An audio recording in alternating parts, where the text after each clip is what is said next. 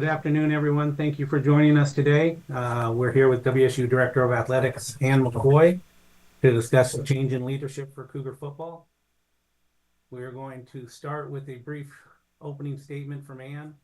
Then we'll take questions from those online.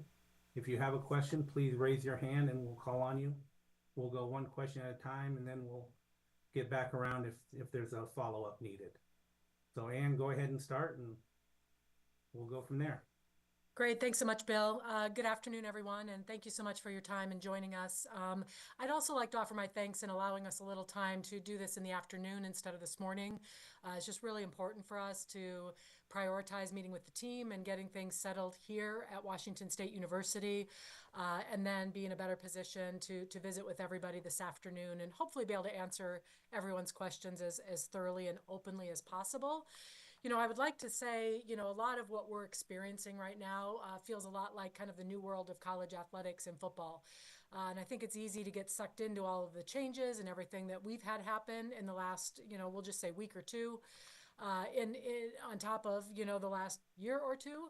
But I have just been reminded time and time again in meeting with our current players, and coaches that are still here and hearing from so many of our former players and former coaches.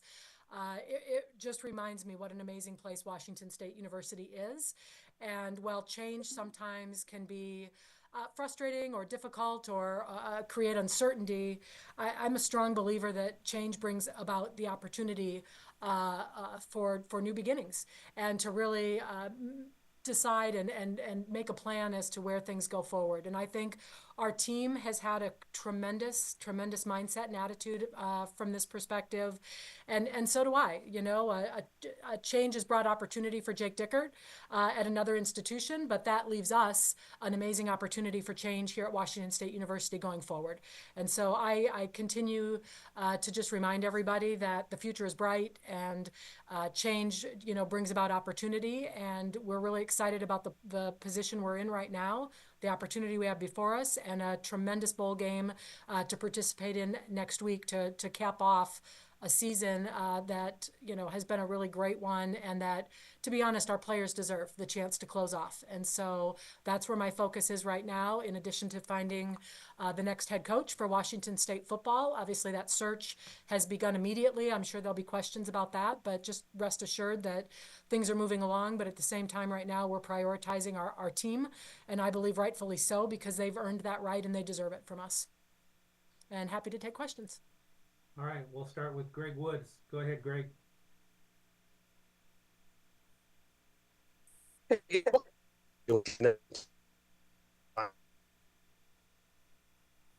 Greg, we're having some audio problems, so we'll come back to you. Jamie Vinnick, go ahead. Hi, Ed. Excuse me. Thanks for doing this. Just right off the bat, was there a chance did you guys have a chance to give a counter offer to Jake, or did he just accept that first offer? We've had a lot of ongoing conversations throughout the season, as you would expect, just talking about, the future here and, visiting with both Jake and his representation relative to his contract.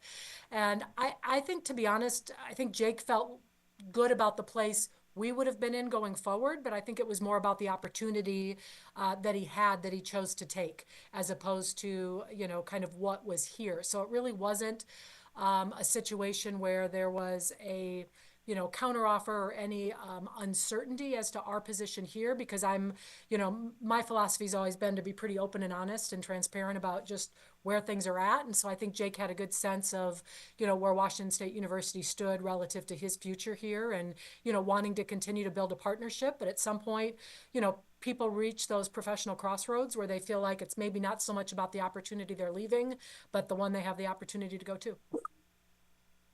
All right, next up, Dave Bowling. Go ahead, Dave. Can you hear me? Can you hear me? Hello? You can hear me? Yes. Okay, thank you. You mentioned this being one of the realities of contemporary college athletics. It hurts people, though. You develop a relationship, fans, all that they went through to try to keep people. Would you have anything you could suggest to fans on how to deal with this sort of thing, the loss. Yeah, no, I agree. I mean, I feel it, to be honest. I mean, I've, been a Coug for almost 24 years, and the way things are now versus what they were like when I first got here, you weren't wondering if your team was coming back, or you weren't wondering about the timing of all of the transitions. Certainly coaches, may leave, but I think that our situation probably highlights the need for there to be some changes relative to the timing. I feel for these players and the guys that have put so much into this team, to feel like, what just happened, this last week or two. And I think it's not so much about, what we're able to do at any school, not just Washington State, but just being at peace with knowing that, you make your best effort to do what you can to provide the best situation. But at the end of the day, people are going to make decisions that, as hard as it is, you can't take personally. At some point, it's not about Washington State University. It's about what's important for each individual student athlete or coach, and what they choose to do and what they, choose to see as their future. So I think it becomes to be honest, a sad place if we stop trying and believing because we might get hurt. Because I feel it. I mean, I do. I feel the hurt. I know a lot of our fans, I know a lot of our players, our staff, our community feel that hurt. But at the end of the day, we can only do so much, and be responsible for what we can be responsible for, and continue to do that. And at the end of the day, understand people are going to make decisions that we can't take personally, because at the end of the day, if we take it too personally, then we just stop having those relationships, believing and trying. And that's unacceptable to me. Next up, Sam Taylor. Go ahead, Sam. And as you were talking about, obviously, the realities, 20 players to the transfer portal, a lot of the coaching staff gone. Is this just the new reality for WSU, or what is your vision for what WSU can be, and how do you plan to forge a future for WSU in this new college landscape? Yeah, I mean, I guess I would offer up that it's not just Washington State University. I mean, we're seeing this at a lot of institutions, and ebbs and flows. I mean, a lot of schools lost a ton of players in the portal last year, and we were fortunate that we didn't. This year, we've got a good number in the portal, but, maybe the school last year that did doesn't this year. So I think it's everywhere. It's not Washington State University. I think many programs are going through this. And so what's important to me going forward is to really keep my eyes on what is best for Washington State University, and making it the best place for the right person to be, the place that we're the right fit for. And Washington State has always had that niche. I mean, we've always recruited players that, maybe see themselves in, a smaller community versus a larger city, or, that has, a priority on world-class student athlete experience, and not just the wins and losses, or whatever it might be. So I think we've always kind of forged our path, and we need to know that that's continuing to be important going forward. But I don't think it's only Washington State University. I think it's the reality everywhere. And I think it's a lot like we've talked about with conference realignment, is in a lot of cases, it's just a matter of when people are going to go through this, not if. And in some cases, Washington State, gets to be the pioneers in some of this. Next up, Kyle Bonagera.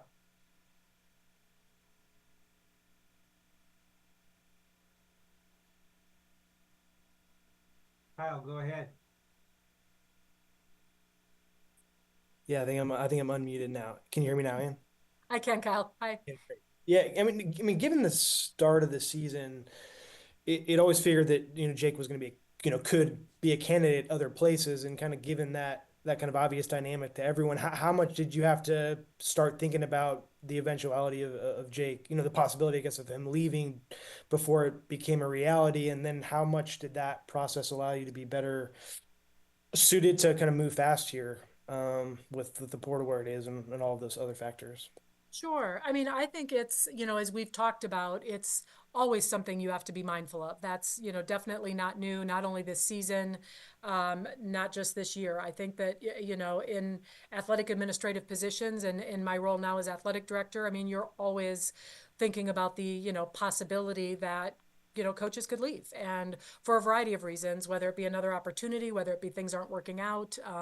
So I think it's a fine balance, quite frankly, of being, mindful of the situation you're currently in and not getting too far ahead of yourself as far as, replacements, but also, certainly being prepared and knowing the candidates that are out there.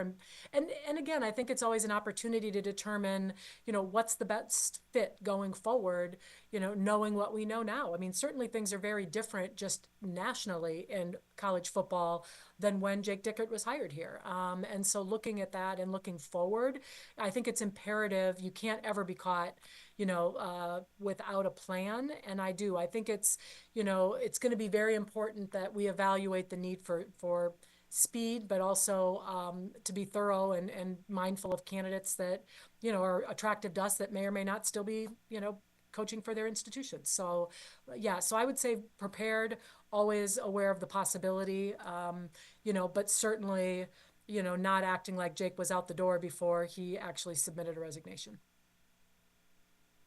Very good. Let's try it again. Go ahead. Okay, and can you hear me now? I can, Greg. Hi. Okay, beautiful. I'm on the road to Seattle, so we're Okay. we're kind of playing it tricky. I'm curious. Marshall, they lost almost 30 players to the portal, and had to opt out of their bowl game. You guys are at 22 now. Obviously, a lot of coaching vacancies. Obviously with Jake. One, have you guys had any conversations about potentially pulling out of the Holiday Bowl, and would there be a point where you guys would consider that at all? No, no to that question. We are not pulling out. We are very committed to playing in the DirecTV Holiday Bowl. We've been in ongoing conversations with the executive director and their administrative team, reassuring them of that. I can't speak to what the situation was at Marshall because I don't know enough about the specifics. So I don't want my comments to be construed as in any way second guessing their decision or their choice.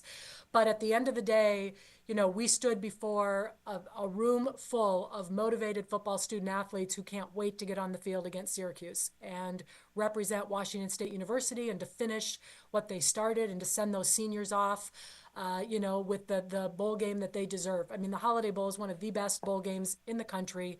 It's one that Washington State, obviously has a long tradition of playing in. And we're extremely committed to that. And there's been, right before I jumped on the webinar, and if I was a minute or two late, I apologize, but just, talking with some current student athletes again of just saying, we've got this, like, we're excited. We want to do this.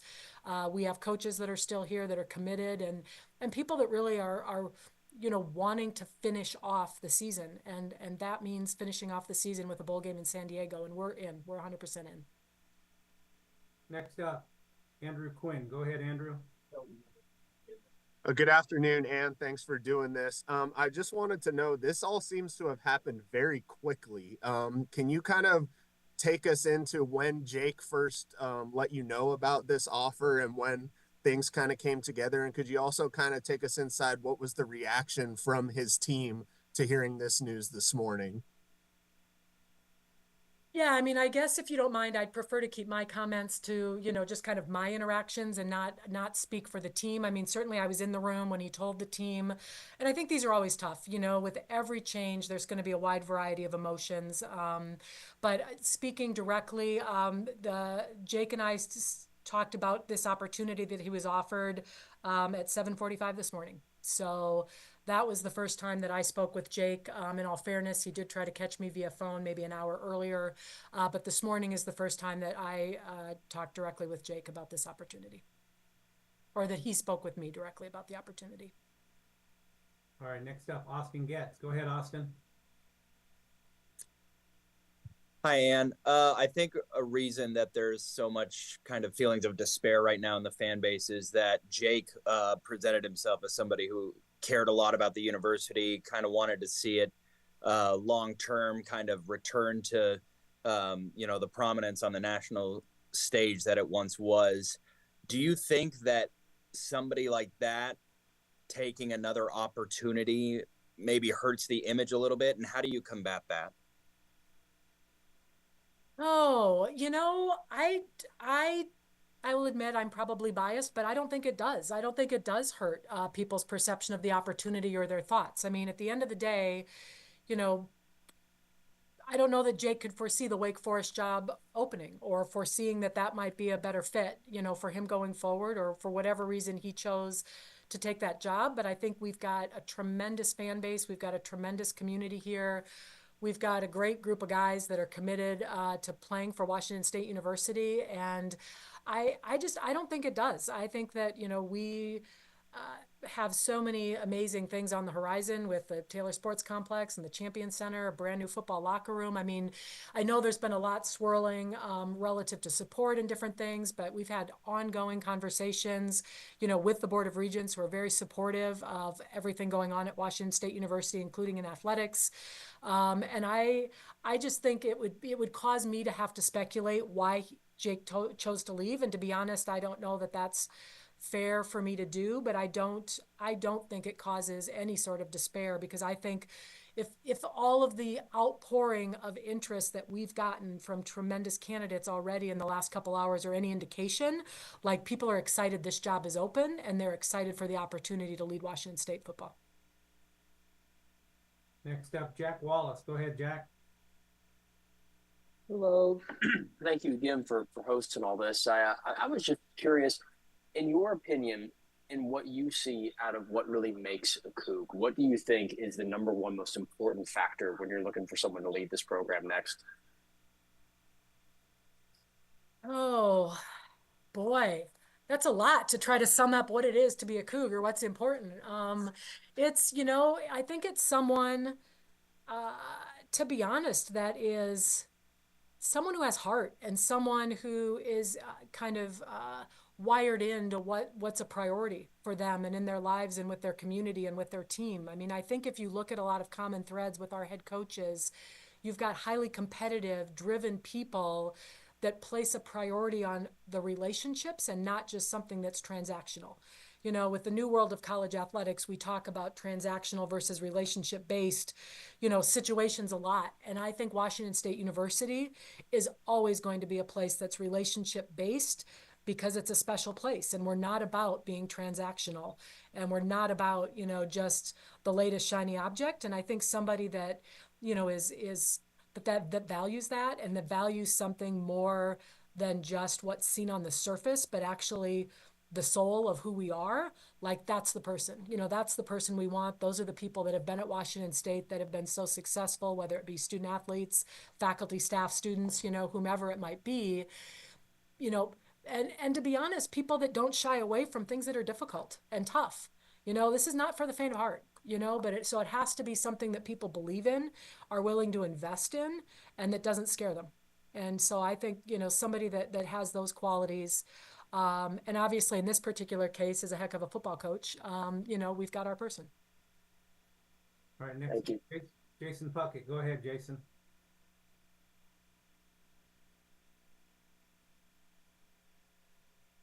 And you said, I'm here. And you said you found out at 7:45 from Jake that he was leaving to take the Wake Forest job? Yes, from Jake directly, yes. From Jake directly.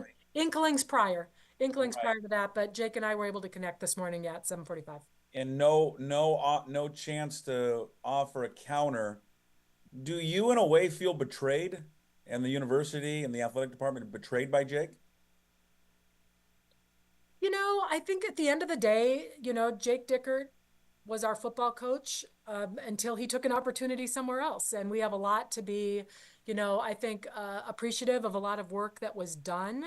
But I wouldn't say betrayed at the end of the day. I mean, because I think when Jake had made up his mind, it would almost be more of an insult to try to pretend that he hadn't, if that makes sense, So I think that I don't, although I think it's unfortunate timing relative to the bowl game and, finishing off a season and really, adding another piece to a lot of emotions that this team is feeling right now.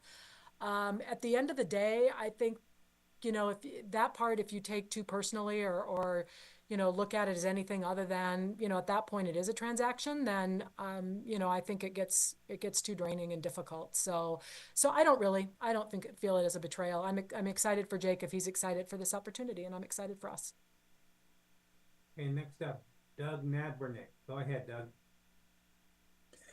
And you reference your 24 years of the Cougar program. There are a lot of old timers like me who have been around long enough that it's a much different system. Do you worry that the apathy of folks who are tired of the changes that are going on in the program are not going to give to your program at a time when you really need them for the Cougar Collective and all that sort of thing. Are you worried that this is going to hurt your fundraising? I'm not. In fact, what we've seen is just the opposite, that Cougs are realizing we've never needed them more than now, and really stepping up and being there, whether it be through financial support or, ticket sales, or just the number of just like hang in there kind of emails and texts from a lot of, great fans and supporters, and again, former coaches, former players.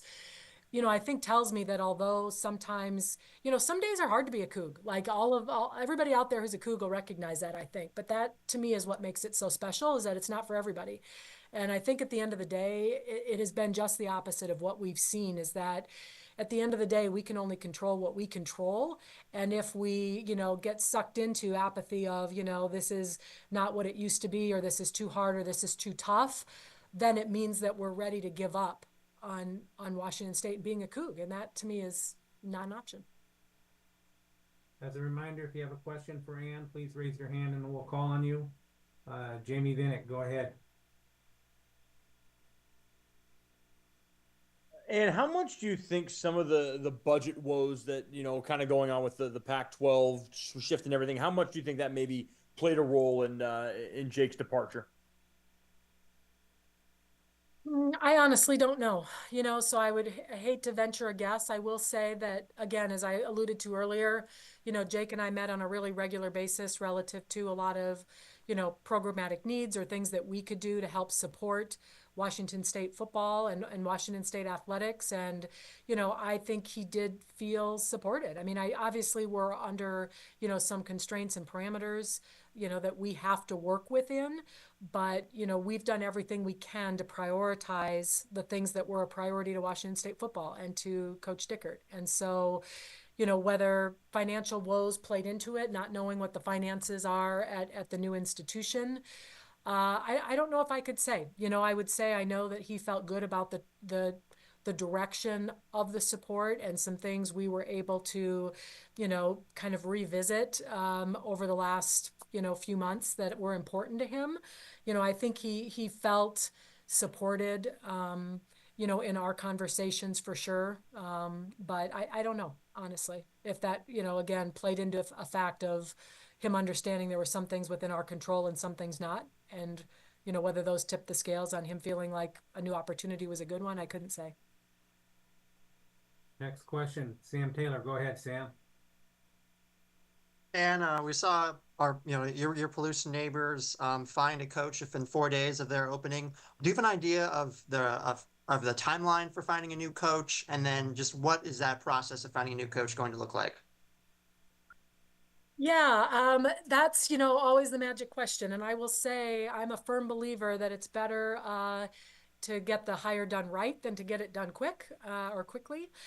So we are, mindful of all of the timeline with, the semester start in January, with the transfer portal, the uncertainty, of the team, and certainly, fans wanting to know what will happen and what the future will be. But I am not going to venture a guess, because I don't want it to become, oh gosh, it hasn't happened yet. She said 14 days and, here we are. I think we have to be mindful of really great candidates still competing and playing, coaching, and where that plays into it. So, we will use a search firm to help vet through candidates. That's yet, we're still working on identifying that group. To make sure, again, that that's a good fit and the right one, but just to help us, really with time and energy where we need it to be versus, the whole process of a search. So I'm going to say it's going to be as quickly as we think we can do it to do right. But beyond that, I would hate to venture a guess. Greg Woods, go ahead, Greg. And what seems to be the mood, just like around the department, the football team, and how do you kind of, reassure everybody that this?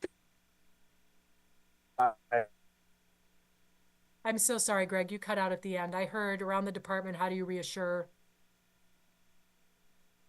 Yeah, I'm just curious, kind of like what the mood seems to be around the department, and how do you kind of reassure people that, like, the sky is not falling and things are going to be okay. The mood is good. I mean, honestly, I mean, that's again, this is the reality of college athletics generally. I mean, it certainly isn't the first head football coach that has moved on at Washington State, and it's. I think people understand it's more about.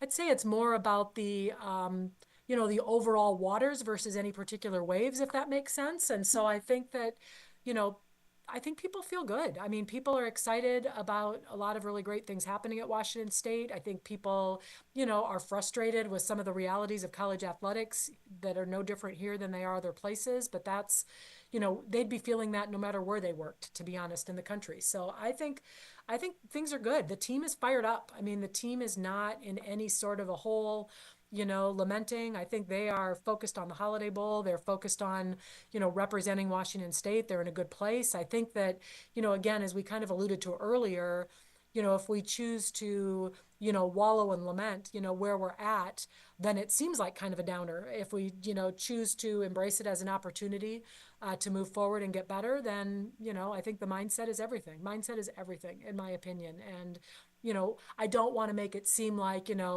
oh, people aren't, aware of some of the challenges, but I also think people aren't, you know, uh, frightened of them or running away from them. So it's people are good. I mean, we've had a great fall. We're having a great winter in a lot of our programs. People are about ready to either go to San Diego or spend some time with family and friends for the holidays. We've got a new year coming.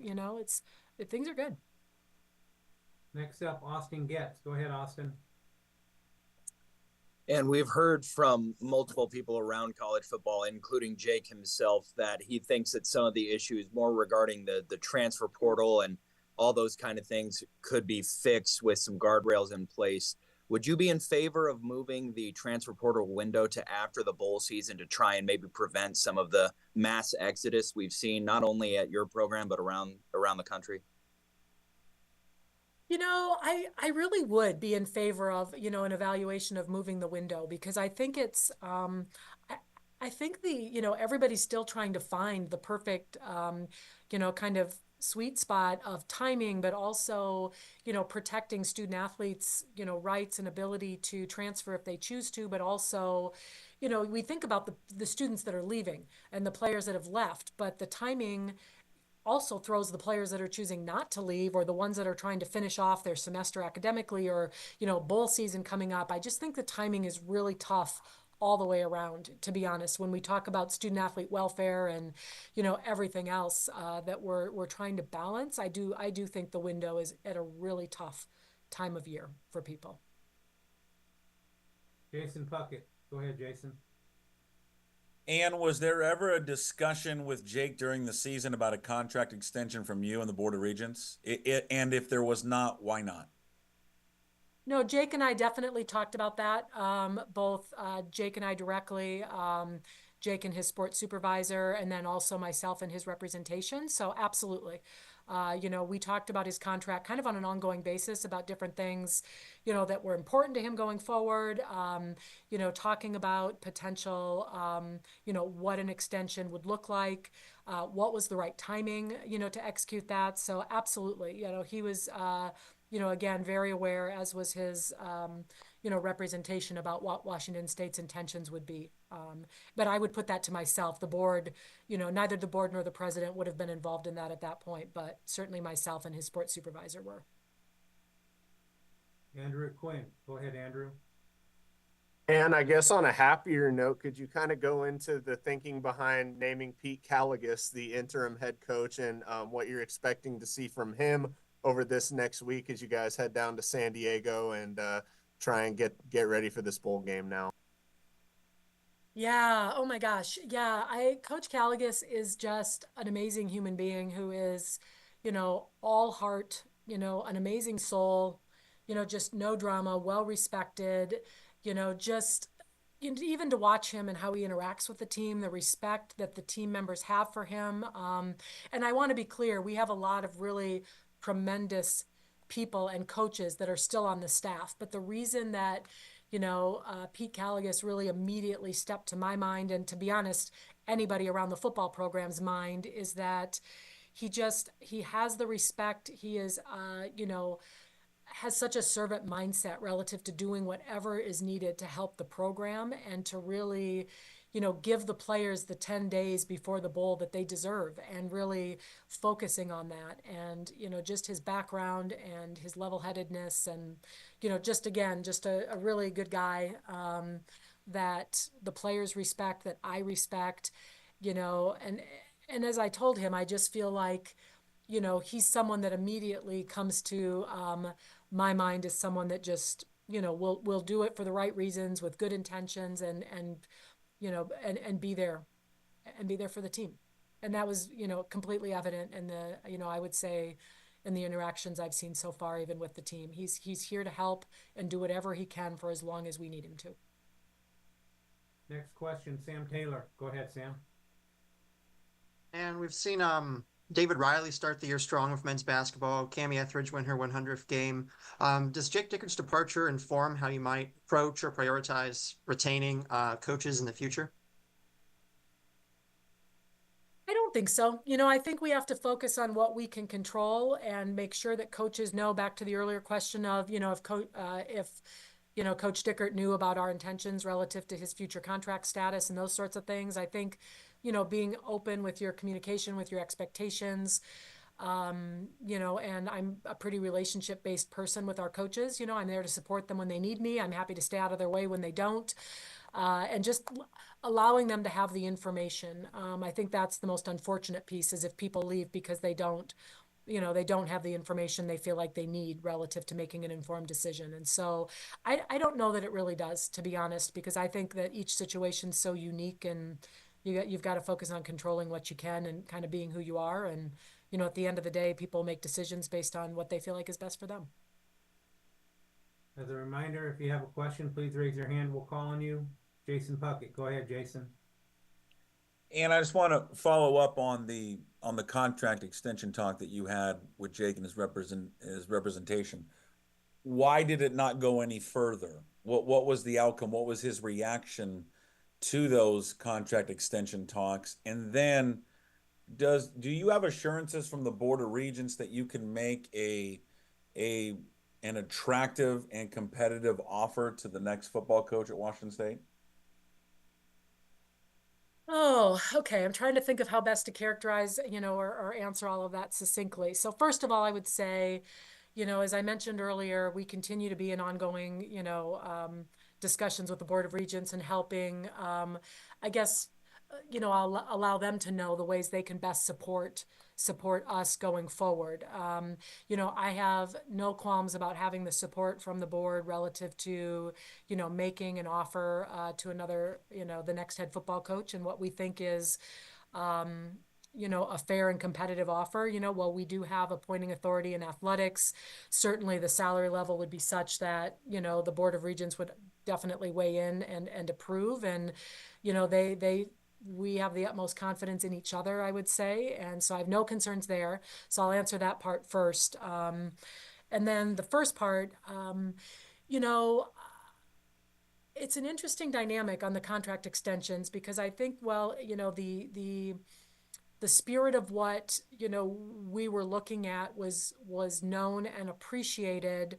The interesting timing of how our season evolved relative to, having a string of losses at the end. I think that at that point, not Washington State, but that I think, Jake felt like he wanted to get through the season and, kind of see where things were at, and, really looking at, what he felt was appropriate to look at and to sign. And so I don't know how to describe that without making it sound, more or less like a thing, because it really wasn't. I mean, we had talking about a long-term, partnership relative to contract length. And I think both he and his representation felt good about it. But I think the ultimate piece is that wasn't going to be a factor whether he chose to stay or go, because he knew, what the offer was. And to be honest, maybe getting through the season too, to know how he felt about, whether he would be staying or not. I don't know. Some of that requires, probably some insight that Jake would be the best one to give. But, we had provided a succinct offer, and, talked about concept and terms, and there was no, concerns or pushback. I think the the partnership was felt. Jamie Vinnick, go ahead, Jamie.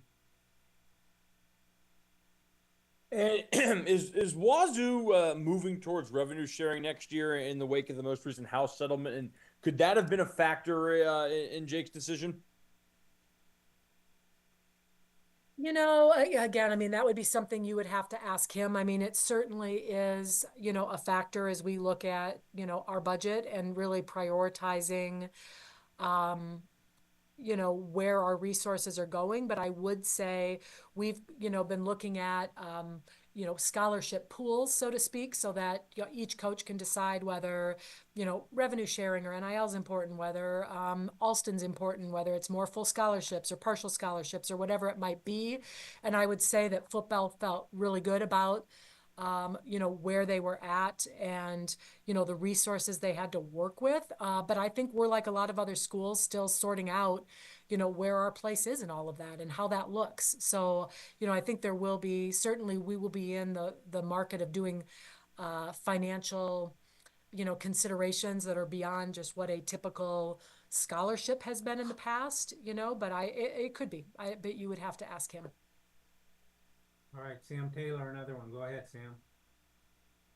And I'm curious, what have your conversations been like with current players, former players, current staff members, just any conversations you've had today in the wake of the news, and what are their reactions, and how are you intending to involve them in the future of the football program? Yeah, boy, with all the different pieces, I mean, I would say, again, all of the reach outs have been extremely positive.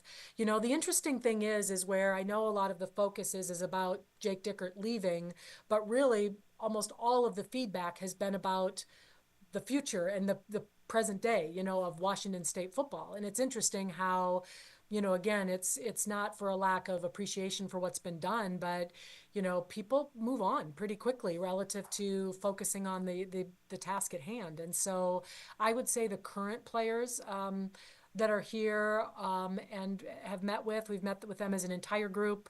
I've had some individually come in the office, and we'll meet with the leadership council later today after they've had a chance to kind of talk as a team. But they are extremely motivated for this bowl game and extremely motivated for their teammates. And that's not to say others won't be in the portal or that others won't, you know, look to transfer or look to stay after the bowl game. But I've really been impressed at how they've been trying to compartmentalize what they view as the job at hand, which is finishing off this season strong. And so really impressed and appreciative. And, you know, there've been a lot of like, you know, we've got this, you know, don't worry, you know, we're good, you know, et cetera, et cetera. And much more I would share. I'd be afraid I'd, you know, let the cat out of the bag competitively relative to our opponent, but they're fired up. They're ready to go.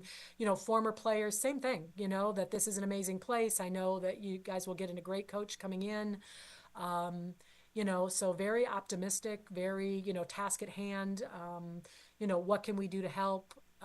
But it's been extremely positive. And again, you know, former coaches, you know, both head and assistant reaching out to offer up help or, you know, thoughts or whatever it might be, former players.